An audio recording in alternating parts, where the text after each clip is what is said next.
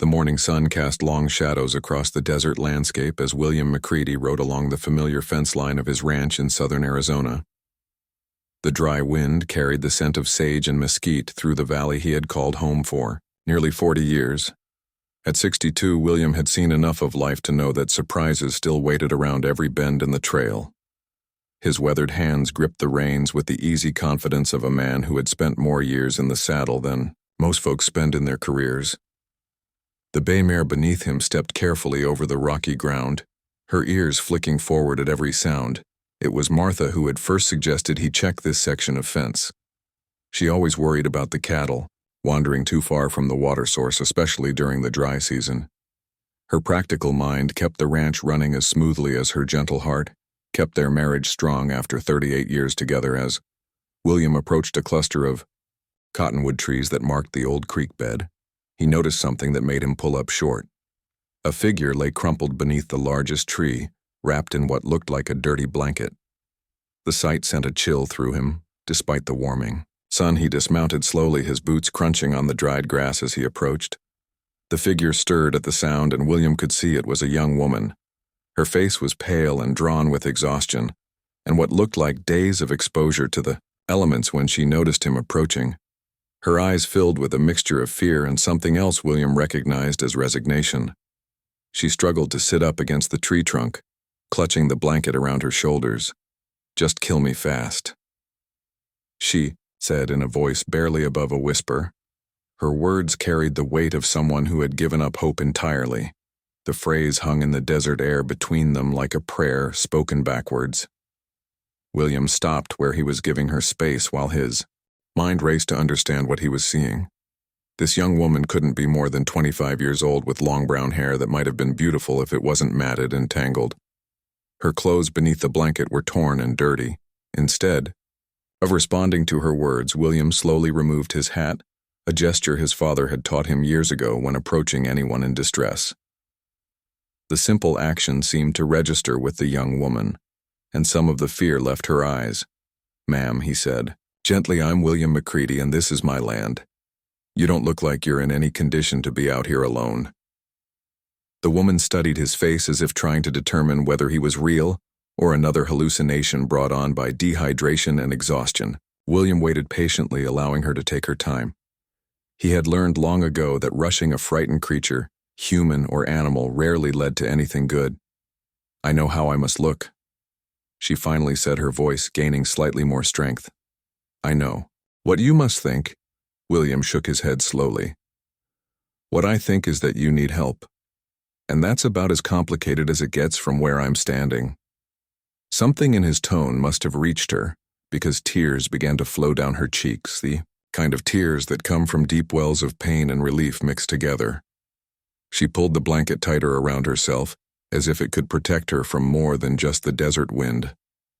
"My name is Sarah," she said after a long moment. "Sarah Jenkins.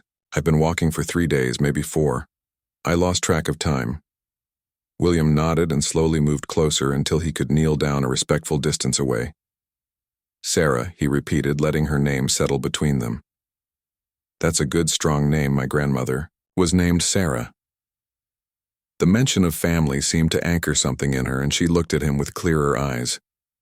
"You said this was your land?" "Yes, ma'am. The McCready Ranch. We run cattle mostly, some horses. My wife Martha and I have been here since we were young folks, not much older than you are now." Sarah's expression changed slightly at the mention of his wife, as if the idea of normalcy and family life was something she had forgotten existed. "Is she kind?" she asked, the question coming out before she could stop herself. William smiled, the first genuine smile he'd felt since finding her. "Kind doesn't begin to cover it. Martha has a way of seeing the best in everyone, even when they can't see it in themselves. She'd have my hide if I didn't.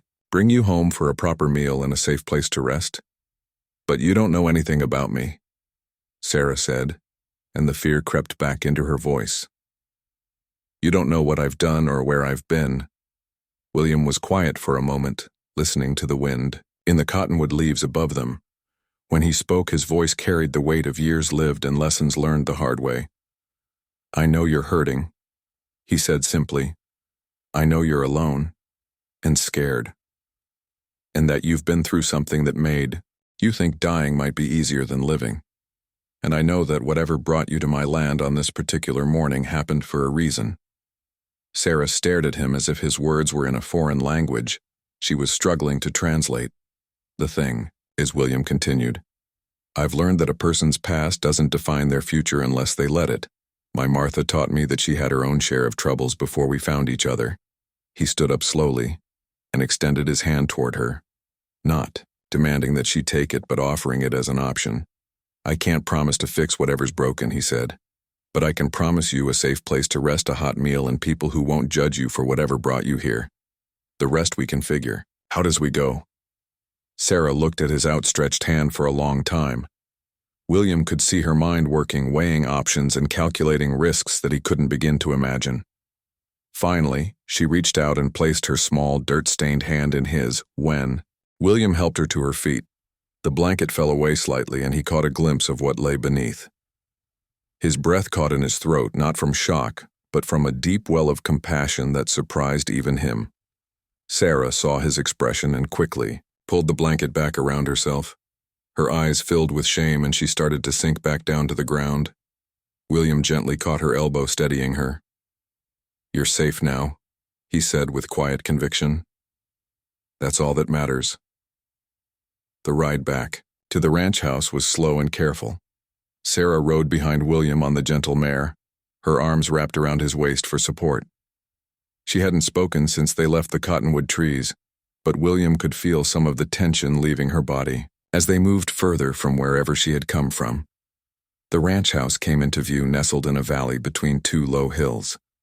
It was a simple structure built from local stone and weathered wood, but it had the look of a place where people had lived and loved and built a life together.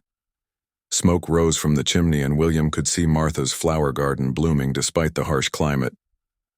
Martha must have heard them coming because she appeared on the front porch, wiping her hands on her apron.